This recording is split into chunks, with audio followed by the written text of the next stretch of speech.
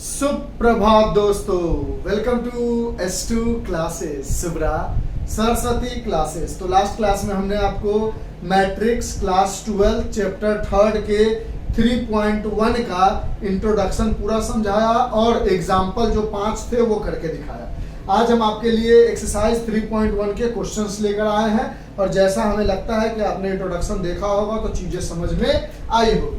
पहला क्वेश्चन कहता है कि हमारे पास एक मैट्रिक्स है A जिसकी वैल्यू है हमारे पास 2 5 19 -7 35 -2 5/2 12 √3 1 -5 एंड 17। इसके पहले पार्ट में पूछता है कि ऑर्डर ऑफ मैट्रिक्स क्या है। ऑर्डर ऑफ मैट्रिक्स बताओ क्या होगा। तो आप कहोगे 1 2 3 रो है, 1 रो 2 रो 3 रो है और 1 2 3 4 कॉलम है। तो 3 रो 4 कॉलम यानी 3 into 4 का मैट्रिक्स है। दूसरे में पूछ रहा है कि द नंबर ऑफ एलिमेंट्स, तो नंबर ऑफ एलिमेंट्स बराबर होता था रो इंटू कॉलम। रो को हम m लेते थे, कॉलम को n लेते थे। यहाँ रो है 3, कॉलम है 4, मल्टीप्लाई किया 12 number of elements are there in this matrix. गिन भी सकते हो 1 2 3 4 5 6 7 8 9 10 11 12 मैट्रिक्स है, 12 एलिमेंट्स है। फिर कहता है तीसरे पार्ट में कि बताओ what are the elements on A13। हम जानते थे कि AIJ लिख रहे थे, इसको रो कहते थे, इसको कॉलम कहते थे। तो कहता है पहला रो और तीसरा कॉलम में कौन सा एलिमेंट है, तो 19। फिर पूछ रहा है A21 मतलब दूसरा रो और पहला कॉलम 21, पहला कॉलम कौन सा एलिमेंट है, तो 35। फिर कह रहा है A33 यानी तीसरा रो तीसरा एलिमेंट कॉलम का कौन सा एलिमेंट है, तो -5। फिर कह रहा है A24 यानी दूसरा रो का चौथा कॉलम का एलिमेंट कौन सा है, तो 12 है। फिर पूछ रहा है A23 यानी दूसरा रो तीसरा कॉलम, दूसरा रो तीसरा कॉलम का एलिमेंट क्या है, 5/2। यही क्वेश्चन में पूछ रहा था और हमने इस क्वेश्चन को बनाकर समझा दिया। इरेज कर दे। तो इसी तरह क्वेश्चन बहुत इजी है। मैट्रिक्स तो ऐसे भी इजी है, आगे भी पढ़ाएंगे तो कोई बहुत ज्यादा कॉम्प्लिकेटेड है नहीं। उसी तरह डिटरमिनेंट भी बहुत इजी है, मतलब लगभग मैथमेटिक्स ज्यादा उतना टफ नहीं है अगर आप कॉन्सेप्ट को कंसेप्चुअली समझ लेते हो तो। दूसरा क्वेश्चन में कहता है इन अ मैट्रिक्स हैज 24 एलिमेंट्स। एक मैट्रिक्स है जिसके अंदर कितने एलिमेंट्स है, 24 एलिमेंट्स। और हम जानते हैं नंबर ऑफ एलिमेंट्स निकालने का तरीका है हमारे पास row into column that is m into n। यानी इसके अंदर 24 एलिमेंट्स है तो what are the possible order it can है। तो इसके कितने पॉसिबल ऑर्डर हो सकते हैं, तो एक मैट्रिक्स हम बना सकते हैं 1 into 24 ऑर्डर का, एक मैट्रिक्स हम बना सकते हैं 24 into 1 ऑर्डर का, एक मैट्रिक्स हम बना सकते हैं 2 into 12 ऑर्डर का, एक मैट्रिक्स हम बना सकते हैं 12 into 2 ऑर्डर का, क्योंकि मिलाकर हमें नंबर ऑफ एलिमेंट 24 पुराना है तो ये 24 ये 24 12 into 2 24 ये 24। एक मैट्रिक्स बना सकते हैं हम 4 into 6 का और एक मैट्रिक्स बना सकते हैं 6 into 4 का, यानी मल्टीप्लिकेशन खोजो और उसको एक बार पलट पलट के लिख दो। एक मैट्रिक्स हम बना सकते हैं 8 into 3 का और एक मैट्रिक्स हम बना सकते हैं 3 into 8 का, यानी 1 2 3 4 5 6 7 8 और 24 पहुंचने का और कोई तरीका नहीं। 6 4 जा है, 8 3 जा है, उसके अलावा 12 2 जा है, उसके अलावा कोई और तरीका नहीं है। तो 1 into 24 है, यानी टोटल कितने हो गए। पूछ रहा है कि what is the possible order it can have. तो possible order it can have is 1 into 24 bracket, फिर कॉमा 24 into 1, फिर कॉमा 2 into 12, फिर 12 into 2, कॉमा फिर 4 into 6, कॉमा फिर 6 into 4, फिर कॉमा 8 into 3, फिर कॉमा 3 इंटू 8, यानी 1 2 3 4 5 6 7 8 पॉसिबल ऑर्डर है। इसी क्वेश्चन में दूसरा पार्ट कहता है कि what if it has 30 element. अगर 24 है तब तो ये पॉसिबल ऑर्डर है, अगर 13 एलिमेंट होता तो क्या पॉसिबल ऑर्डर होता, यानी एक ही क्वेश्चन में दो बार। तो अगर 13 एलिमेंट है, नंबर ऑफ एलिमेंट्स हमारे पास 13 है, तो इसके लिए तो या तो 1 इंटू 13 बना सकते हो या 13 इंटू 1 बना सकते हो, और कोई दूसरा ऑप्शन, दूसरा चारा आपके पास नहीं है, क्योंकि 13 एक प्राइम नंबर है। तो 1 इंटू 13 और 13 इंटू 1, तो 2 पॉसिबल ऑर्डर इट कैन है। तो दूसरे में दो क्वेश्चन था। एक क्वेश्चन ये था कि 24 को कितने तरीके से बना सकते हैं, तो इतना तरीका, 13 को सिर्फ 2 तरीके से। आगे बढ़ते हैं क्वेश्चन नंबर 3 पे। क्वेश्चन नंबर 3 में कहता है हमारे पास कि if a matrix has 18 element, same question, what are the possible order it can have. Third के क्वेश्चन के फर्स्ट पार्ट में कहता है नंबर ऑफ एलिमेंट्स है हमारे पास 18, तो कैसे बना सकते हो, 1 इंटू 18 का एक मैट्रिक्स बना सकते हो, 18 इंटू 1 का बना सकते हो, फिर 2 इंटू 9 का बना सकते हो, 9 इंटू 2 का बना सकते हो, 6 इंटू 3 का बना सकते हो, 3 इंटू 6 का बना सकते हो, और कोई बना सकते हो 18 तक, कोई और तरीका नहीं। तो 1 2 3 4 5 6 तरह का ऑर्डर हम तैयार कर सकते हैं अगर 18 एलिमेंट होगा। और 3 के सेकेंड पार्ट में पूछ रहा है कि what if it has 5 element. अगर नंबर ऑफ एलिमेंट्स को 18 की जगह 5 कर दिया जाता है, तो बताओ इसके पॉसिबल ऑर्डर कितने होंगे। तो 1 इंटू 5 एंड 5 इंटू 1, इसके अलावा और कोई पॉसिबल ऑर्डर नहीं होगा, क्योंकि ये एक प्राइम नंबर है। तो प्राइम नंबर के लिए 1 इंटू 5 और 5 इंटू 1 पॉसिबल ऑर्डर हो जाएंगे। 4th नंबर क्वेश्चन में कहता है कंस्ट्रक्ट अ मैट्रिक्स 2 इंटू 2, एक मैट्रिक्स बनाओ जो कि 2 इंटू 2 का होना चाहिए, यानी A11 A12 A21 A22, यानी एक स्क्वायर मैट्रिक्स 2 इंटू 2 का बनाना है, जिसके अंदर रो जो है वो भी 2 है और कॉलम जो है वो भी 2 है, यानी m की वैल्यू भी 2 है और n की वैल्यू भी 2 है। अब इससे आपको 3 तरह के बना के दिखाने हैं। पहला वाला में कहता है कि अगर फॉर्मूला दिया हुआ है aij बराबर i प्लस j का होल स्क्वायर अपॉन 2, तो ये चारों एलिमेंट बताओ क्या होगा। तो आप बोलोगे पहले a11 निकालते हैं, यानी i की जगह भी 1, j की भी जगह 1 का स्क्वायर अपॉन 2 दैट इज 2 का square upon 2 that is 4 upon 2 that is 2। फिर a12 निकालते हैं, तो 1 i की जगह j की जगह 2 अपॉन 2 इसका स्क्वायर दैट इज 3 का square upon 2 that is 9 upon 2, यानी इसके लिए जो मैट्रिक्स बन के आ रहा है वो a11 की जगह आ रहा है 2, a12 की जगह आ रहा है 9 अपॉन 2। फिर हमें निकालना होगा a21 की जगह, तो फॉर्मूला हमारे पास i प्लस j का होल स्क्वायर अपॉन 2, फॉर्मूला यही है। तो हमने बोला a21 में i की जगह 2, j की जगह 1 का whole square upon 2 that is 3 का स्क्वायर अपॉन 2, यही आया था ना 2 1 था, ठीक है। तो a21 बराबर 9 अपॉन 2, यानी ये एलिमेंट भी 9 अपॉन 2 आ गया। a22 निकालोगे तो ये आ जाएगा i की जगह 2, j की जगह 2 का स्क्वायर अपॉन 2, यहाँ से बोला 2 2 जा 4 का स्क्वायर अपॉन 2, 4 का स्क्वायर होगा 16 अपॉन 2, 2 8 जा 16, यानी aij की मदद से जो मैट्रिक्स बन के आया वो कुछ ऐसा बन के आया जब फॉर्मूला हमारे पास i प्लस j का होल स्क्वायर अपॉन 2 था। अब कहता है फॉर्मूला को बदल दिया गया सेकेंड पार्ट में, ये लिख लिया था आपने, सेकेंड पार्ट में फॉर्मूला को बदल दिया गया है। अब सेकेंड पार्ट में हमारे पास फॉर्मूला है aij equals to i upon j, तो बताओ ये चारों मैट्रिक्स क्या होगा। तो यहाँ पर हम बना लेते हैं मैट्रिक्स, देखते हैं क्या क्या आता है। a11 निकालेंगे तो 1 अपॉन 1 दैट इज 1 आ जाएगा। फिर a12 निकालेंगे तो i की जगह 1, j की जगह 2, 1 अपॉन 2 आ जाएगा। फिर a21 निकालेंगे तो i की जगह 2, j की जगह 1, तो 2 अपॉन 1 इज 2 हो जाएगा। इस फॉर्मूला पे बैठा रहे हैं।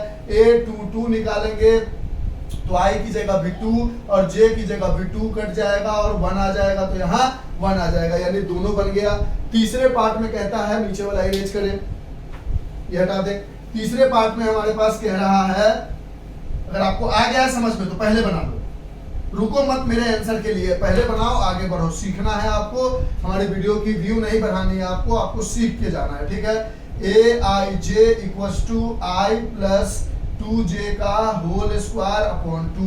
A11 निकालोगे तो i की जगह 1, j की जगह 1 का होल स्क्वायर अपॉन 2, ये हो जाएगा 1 प्लस 2 का स्क्वायर अपॉन 2, 2 इंटू 1 मल्टीप्लाई होगा तो 2 हो जाएगा, ये हो जाएगा 3 का square upon 2 that is 9 upon 2।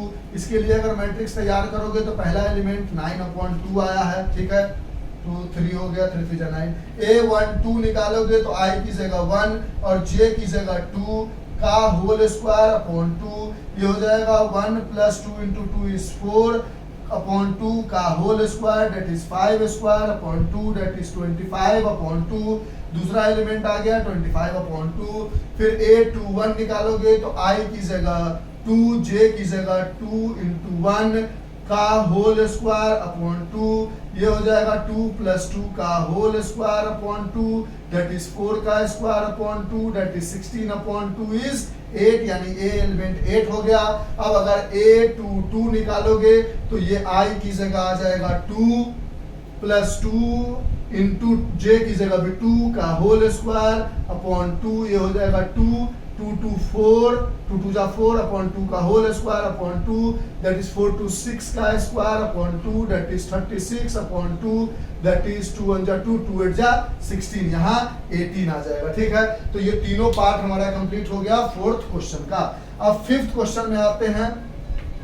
Same question है, कहता है construct a matrix of 3 into 4 order. Construct a matrix, erase करें इसको, लिखो जल्दी से। फोर्थ नंबर क्वेश्चन हो गया। फिफ्थ नंबर पे आते हैं।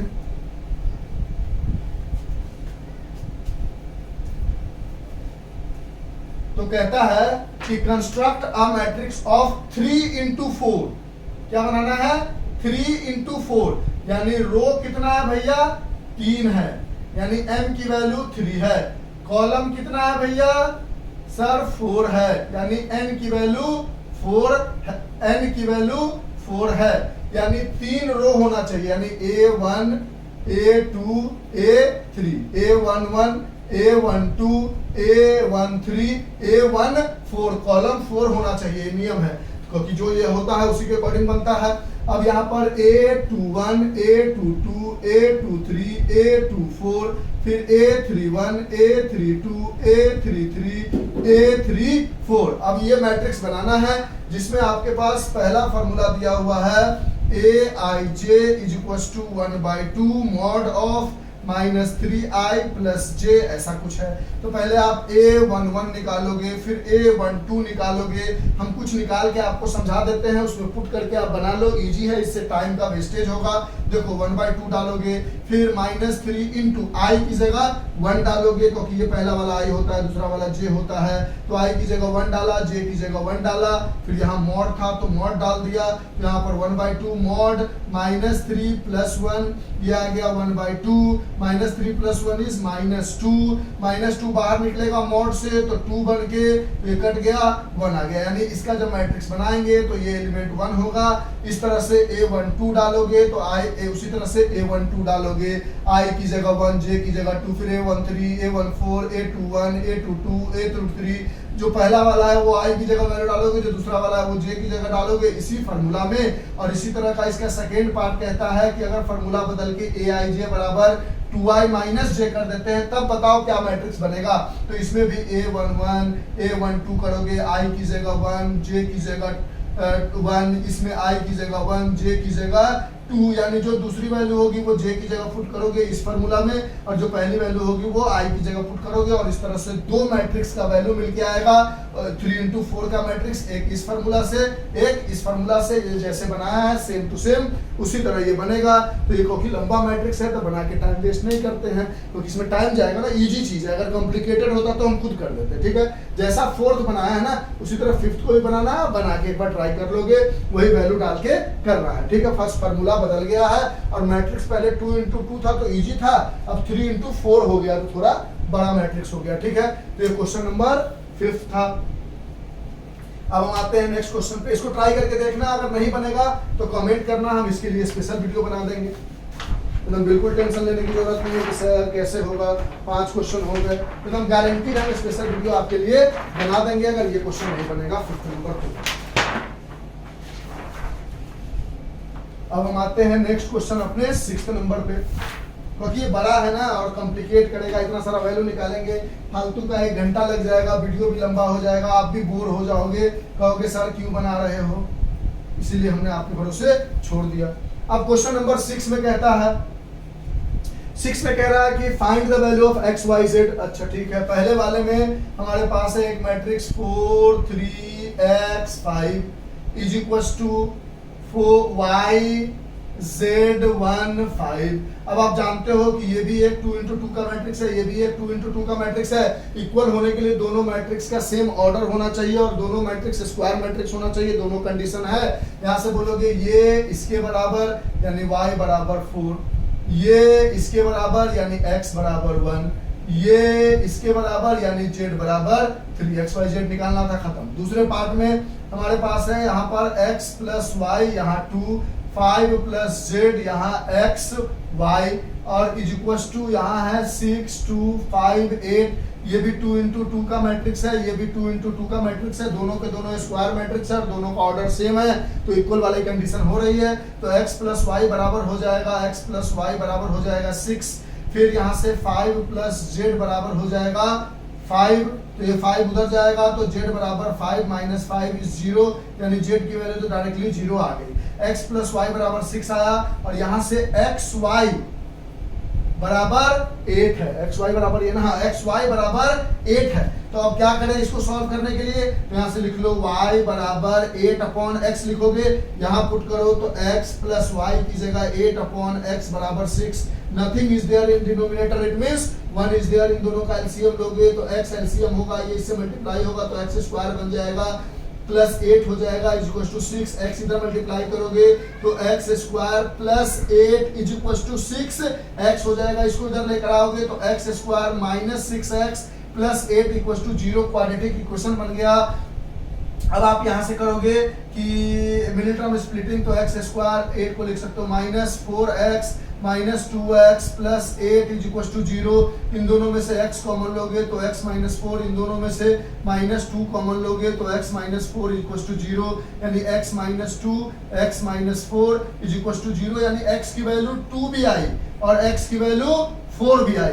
यानी अगर यहाँ पर हम x की वैल्यू को 2 डालेंगे तो y की वैल्यू 4 आएगी, और x की वैल्यू को अगर 4 डालेंगे तो y की वैल्यू 2 आएगी। यानी यहाँ पर कहाँ गया क्वेश्चन, ये x की वैल्यू अगर हम 2 डालेंगे तो y की वैल्यू 4 आएगी। देखो x की वैल्यू 2 डाला तो y की वैल्यू 4 आई, यानी अगर x 2 है तो उस केस में y 4 है, अगर ऐसा नहीं है तो x 4 है तो y 2 है। दोनों वैल्यू करेक्ट है, सब वैल्यू होगा, क्योंकि देखो x प्लस यानी 2 डालोगे तो 4 4 प्लस 2 6 के बराबर है, 2 डालोगे तो 4 2 into 4 इज 8, या इसको 4 डालोगे इसको 2 तो 4 प्लस 2 इज ऑल्सो 6 और 4 into 2 इज ऑल्सो 8, तो ये दोनों वैल्यू सेटिस्फाई होगा, यानी z की वैल्यू 0 और x की वैल्यू अगर 2 है तो y की 4, और अगर x की वैल्यू 4 है तो y की वैल्यू 2 हो गई। तो इस तरह से क्वेश्चन नंबर 6 का सेकेंड पार्ट भी हो गया। थर्ड पार्ट में आते हैं, इरेज कर दे इसको, लिख लिया। क्वेश्चन नंबर 6 के थर्ड पार्ट में हमारे पास कहता है, ओहो अच्छा क्वेश्चन है, अरे इजी है, अच्छा क्या है, इक्वेशन सॉल्व करना है। एक है हमारे पास x plus Y plus Z, x plus Z Y plus Z, और यहाँ पर है 9 5 7, यानी यहाँ से आप लिख सकते हो, पहले तो देखो कि ये 1 2 3 रो है और एक सेकंड, हाँ ठीक है। अब यहाँ से देखो हमारे पास, देखो ना, ये इसके बराबर, ये इसके बराबर, ये इसके बराबर, यानी x plus Y plus Z बराबर 9 हो गया। दूसरा इक्वेशन बन के आया x प्लस जेड बराबर 5, और एक इक्वेशन बन के आया y प्लस जेड बराबर 7। इसको लीनियर इक्वेशन की तरफ सॉल्व कर लो इन दोनों को, तो ये माइनस ये माइनस ये माइनस ये कट गया, तो x माइनस वाई बराबर आ गया -2, ठीक है। यहाँ से x बराबर आ गया -2 प्लस y, x की जगह पुट कर दो -2 प्लस y आ गया ना, अच्छा कोई बात नहीं, यहाँ पुट कर दो x की जगह पे -2 plus y plus z is equal to 9, equation सही है, x प्लस y, ठीक है। यहाँ से आपने बोला ये हो गया -2, उधर लेके चले जाओ तो ये दोनों मिलके हो गया 2y plus z is equal to 9 plus 2, यानी 2y plus z is equal to 11। Equation फंस रहा है क्या? पहले आपके पास था x plus z equal to 5, काटा x माइनस y आ गया। अच्छा ठीक है, यहाँ से x की वैल्यू निकाली, यहाँ पुट कर दी तो एक इक्वेशन आ गया 2y plus z is equal to 11। हाँ ठीक है, देखो अब यहाँ से देखो एक इक्वेशन आपने बना लिया 2y plus z is equal to 11, और एक इक्वेशन आपके पास था y प्लस z इज 7। इसको फिर पकड़ लो, y plus z is 7, minus minus minus ये कट गया तो ये आ गया y इक्वल टू 4। y की वैल्यू जैसे ही मिली आपको यहाँ पुट करो तो x बराबर -2 प्लस 4, तो x बराबर 2 प्लस में आएगा। फिर y की वैल्यू यहाँ पुट करो तो 2 into 4 plus z is equal to 11, तो ये 4 2 जा 8 उधर जाएगा तो z is equal to 11 minus 8 is 3, यानी z की वैल्यू 3 आ गई। देखो एक इक्वेशन को दो बार यूज कर सकते हैं, हाँ कर सकते हो। इस इक्वेशन को सॉल्व करके हमने x से कुछ निकाला, फिर इसको ऐसा चेंज किया कि y प्लस z आया और इन दोनों को सॉल्व कर लिया, यूज किया जा सकता है, इसलिए हमने बना के भी दिखा दिया। फिर 7th क्वेश्चन पे आते हैं, इरेज करें तो 6th का तीनों पार्ट हो गया, मुंह से निकल गया था अच्छा क्वेश्चन है, तो वाकई अच्छा क्वेश्चन बन गया। हमें पता नहीं था कि अच्छा क्वेश्चन है, कैसा क्वेश्चन है, ठीक है, सॉल्व करने में बस दिमाग लगाना था। 7 में कह रहा है कि find the value of a b c and d from the equation. Same equation है हमारे पास a minus B, 2a minus B, 2a plus C, 3c plus d, ये सब लीनियर इक्वेशन जो क्लास 10 में पढ़ के आया होगा उसके लिए बच्चों वाला है। -1 5 0 13, यहाँ से बोलोगे a माइनस बी की वैल्यू है -1 और 2a माइनस बी की वैल्यू है 0। इन दोनों को लीनियर इक्वेशन सॉल्व कर लो, प्लस माइनस ये कट गया, ये आ गया -a बराबर, ये नीचे वाला का साइन चेंज होता है, ऊपर वाले का नहीं, -1, ये कट गया, यानी a की वैल्यू 1 आ गई। अब आपके पास है a माइनस बी बराबर -1, तो a की वैल्यू 1 माइनस बी बराबर -1, तो माइनस बी बराबर -1, उधर जाएगा तो -1, तो माइनस बी बराबर -2, यानी b बराबर आ गया 2, a मिल गया, b मिल गया। अब हम इस इक्वेशन को पकड़ते हैं, ये इसके बराबर, तो 2a plus c equal to 5, और यहाँ से पकड़ेंगे तो 3c plus d equal to 13। अब हमारे पास a की वैल्यू है, इसमें पुट कर लेते हैं, तो 2 into 1 plus C equal to 5, तो 2 प्लस सी इक्वल टू 5, तो c इक्वल टू 5 माइनस 2, तो c इक्वल टू 3 आ गया। अब c की वैल्यू यहाँ पुट कर दो, 3 into 3 plus d equal to 13, क्योंकि c की जगह 3 है, 9 प्लस d इक्वल टू 13, तो d इक्वल टू 13 माइनस 9, यानी d इक्वल टू 4, ABCD की वैल्यू मिल गई। अब क्वेश्चन नंबर 8 में पूछ रहा है कि कोई एक मैट्रिक्स है जो A I J M into n है और इसको होना है स्क्वायर मैट्रिक्स। तो हमने बताया था स्क्वायर मैट्रिक्स या तो 1 इंटू 1 का हो सकता है, या 2 इंटू 2 का हो सकता है, या 3 इंटू 3 का हो सकता है, या 4 इंटू 4 का हो सकता है, या 5 इंटू 5 का हो सकता है, यानी m बराबर n होना चाहिए तभी स्क्वायर मैट्रिक्स बनेगा। इसमें कह रहा है m less than 1, m greater than n, m equals to n या नन ऑफ दिस। तो आप बोलोगे m बराबर n is the condition by which this representation of a matrix became and a square matrix, because in a square matrix row and column are same। ठीक है, अब question number इसको लिख लिया। अब 9th और 10th दो क्वेश्चन और बचता है। क्वेश्चन नंबर 9th पे आते हैं।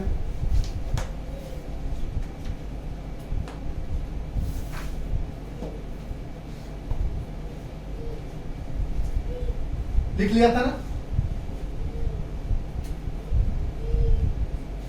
अब क्वेश्चन नंबर 9th में कह रहा है हमारे पास कि which of the given value of x and y makes the following matrices equal। यहाँ पर x की या y की वैल्यू दी गई है, x y की वैल्यू दी गई। कहता है इन दोनों मैट्रिक्स को इक्वल होने के लिए इस चारों ऑप्शन में से कौन सा ऑप्शन वाला x की और y की वैल्यू होगी। तो हम मान लेते हैं पहले ही की इक्वल है। Let 3x plus 7 5y plus 1 z 2 minus not z 2 minus 3z is equal to, let कर लिया हमने कि पहले ही इक्वल है, मान लेते हैं। और देखते हैं x और y की वैल्यू निकाल के, अगर निकल गया आपको जो दिया गया उसके अकॉर्डिंग तो वो ऑप्शन हो जाएगा। यहाँ से बोलोगे 3x + 7 = 0, यानी 3x = -7, तो x = -7/3। अच्छा, फिर यहाँ से बोलोगे y + 1 = 8, तो y = 7। फिर यहाँ आओगे तो बोलोगे 2 - 3z = 4, तो यहाँ से बोलोगे -3z = 4 - 2, तो -3z = 4 - 2 is 2, तो z = 2/3 -3। अब इसमें कह रहा है x y और सॉरी एक और है ना, हाँ यहाँ पर ठीक है। z की वैल्यू ये आई, x की वैल्यू ये आई, y की वैल्यू ये आई। यहाँ पर एक और इक्वेशन है ये वाला, तो यहाँ y - 2 = 5, तो y = 5 + 2 दैट इज y = 7, यानी y की वैल्यू को 7 होना चाहिए और x की वैल्यू को -7/3 होना चाहिए। ऑप्शन ही नहीं है, देखो कहीं कुछ गलत। 3x + 7, y + 1, 5, 2 - 3z, 0 दिस, तो 3x + 7 = 0, तो x = -7/3, कोई ऑप्शन ही नहीं है। ठीक, फिर y + 1 = 8, तो y = 7, y - 2 = 5, तो y = 7, 2 - 3z। एक बार क्वेश्चन देख लेते हैं कि कुछ गलती तो नहीं लिख लिया है। एक सेकंड इस क्वेश्चन को देख लेते हैं। हाँ, हमने क्वेश्चन गलत लिख लिया था। यहाँ 2 - 3x है, ठीक है, यहाँ 2 - 3x है, तो यहाँ 2 - 3x है, ठीक है। अब यहाँ से 3x और सब ठीक है। 3x + 7, 5, y + 1, 2 - 3x, 2 - 3x, z है ही नहीं, 0, y - 2, 8, 4, ठीक। अब कहता है ये इक्वल होना चाहिए, तो 2 - 3x, यहाँ से बोलोगे कि -3x = 4 - 2, तो यहाँ से -3x = 2, तो x = -2/3। एक बार x की वैल्यू आ रही है -7/3 और एक बार x की वैल्यू आ रही है 2/3, तब तो ये इक्वल मैट्रिक्स है ही नहीं। देखो ना, x की एक ही वैल्यू, देखो y की एक जगह दोनों जगह सेम वैल्यू आई तब तो ठीक था। x का एक वैल्यू आ रहा है 7/3, एक वैल्यू आ रहा है -2/3, यानी नॉट पॉसिबल टू फाइंड। इसको हम निकाल ही नहीं सकते हैं क्योंकि x का दो अलग अलग वैल्यू आ ही नहीं सकता है। अगर दो अलग अलग वैल्यू x का आ सकता है, नहीं ना आ सकता भैया, दोनों इक्वेशन को सॉल्व करेंगे तो सेम वैल्यू आनी चाहिए ना। नहीं समझे मेरी बात को? देखो अब x y का जैसे वैल्यू निकाले हैं तो इक्वेशन को कुछ इस तरीके से देना चाहिए कि दोनों वैल्यू सेम आए, आ गया इसमें। लेकिन x का यहाँ पर आ रहा है -7/3 और यहाँ आ रहा है -2/3, जो पॉसिबल नहीं है क्योंकि x जो है वो फिक्स्ड रहेगा ना। इसमें जो x है उसकी वैल्यू फिक्स्ड रहेगी, दो अलग अलग वैल्यू आ रहा है, नॉट पॉसिबल टू फाइंड। अगर एक वैल्यू आता तो -2/3 वाला अगर आता तो उसको देखते और टिक कर लेते, ये वाला -2/3 एंड 7, लेकिन इसको टिक नहीं करेंगे क्योंकि x का दो इक्वेशन से दो अलग अलग वैल्यू आ रहा था, तो नॉट पॉसिबल टू फाइंड हो गया। तो इस तरह से क्वेश्चन नंबर 9 हो गया, समझ गए? सबका x और y का वैल्यू हर जगह सेम आना चाहिए, अलग आ जाएगा तो वो गलत क्वेश्चन है, क्वेश्चन सही नहीं है। क्वेश्चन नंबर 10 में कहता है the number of all possible matrices of order 3x3 with entry 0 और 1 इज, मतलब समझो इस क्वेश्चन का मतलब है कि एक मैट्रिक्स बनाना है 3x3 का, इसके अंदर आप 0 और 1 कोई भी वैल्यू डाल सकते हो। मान लो एक मैट्रिक्स बनाया 0 0 0 0 0 0 0 0 0, एक मैट्रिक्स बनाया 1 1 1 1 1 1 1 1 1, एक मैट्रिक्स बनाया 0 0 1 0 1 0 0 0 1। इस तरह से कितने मैट्रिक्स बना सकते हो सर? तो दिमाग ही खराब हो जाएगा सोचने में। कैसे बहुत सारा बना सकते हो। कोई कहेगा 1 0 0 0 0 0 0 0 0, ये भी बदल गया, देखो ये अलग ये अलग ये अलग ये अलग। तो 3x3 का इस तरह का कितना मैट्रिक्स बना सकते हैं? तो जब भी ऐसा क्वेश्चन पूछा जाए, number of all possible matrices, तो आपको जब ऑल पॉसिबल मैट्रिसेस पूछा जाए तो 2m करते हैं, यानी 2m और n क्या है? 3x3, m into n बराबर mn, that is 3x3 बराबर 9, यानी 2^9, यानी 2 into 2 into 2 into 2 into 2, 1 2 3 4 5 6 7, 8 9, 2 दूना 4, 4 दूना 8, 8 दूना 16, 16 दूना 32, 32 दूना 64, 64 दूना 128, 128 दूना 256, 256 दूना 512, यानी D is the correct option. Question का मतलब पहले समझे कि 3 इंटू 3 के अंदर में 0 और 1 कुछ भी डाल के कितने मैट्रिक्स बना सकते हो। तो एक है सब में 0 डाल दिया, एक है सब में 1 डाल दिया, एक है कि एक यहाँ 1 कहीं 0, कुछ भी तरीके से मैट्रिक्स तो कुछ भी हो सकता है। तो इस तरह से कितने मैट्रिक्स बन सकते हैं, तो 512 मैट्रिक्स बन सकते हैं। तो जब भी नंबर ऑफ पॉसिबल मैट्रिसेस पूछे तो 2 टू द पावर में जो ऑर्डर ऑफ मैट्रिक्स यानी नंबर ऑफ एलिमेंट जिसको हम निकालते थे, इसी तरीके से नंबर ऑफ एलिमेंट भी निकालते थे। तो नंबर ऑफ एलिमेंट को ऊपर कर दो 2 के पावर में, हमेशा 2 के पावर में ही करना है, जो आ जाएगा दैट शुड आवर आंसर। तो इस तरह से हमने आपको मैट्रिक्स का एग्जांपल और इंट्रोडक्शन का एक वीडियो बनाया, जिसके अंदर हमने इंट्रोडक्शन दिया, diagonal matrix, scalar matrix, identity matrix, raw matrix, square matrix, zero matrix, equal matrix और उसके 5 एग्जांपल समझाए। फिर उसके बाद हमने आपको दूसरा वीडियो बनाया अभी वाली, जिसमें हमने आपको एक्सरसाइज 3.1 बता दिया। अब अगर अच्छा रिस्पांस रहा आप लोगों का या नहीं भी रहा, फिर भी हम अपना कर्तव्य करते चलेंगे, कोशिश करेंगे कि आप लोगों तक अच्छे से डिलीवर कर पाए। अब हम आगे आपको एक्सरसाइज 3.2 के एक वीडियो बनाएंगे, जिसमें एग्जाम्पल और सारी थ्योरी समझा देंगे, और एक वीडियो बनाएंगे जिसमें 3.2 को बता देंगे। फिर उसी तरह एक वीडियो बनाएंगे जिसमें 3.3 के एग्जाम्पल और एक्सरसाइज, अगले वीडियो में एक्सरसाइज बता देंगे। 3.4 डिलीटेड है, उसको हटा देंगे। जब जिस साल में 3.4 इंट्रोड्यूस हो जाएगा तो 3.3 तक ऑलरेडी बना होगा, 3.4 भी बना देंगे। ठीक है, आज के लिए इतना ही। Bye, have a nice day. समझ गए कहानी को, लिख लो इन सब।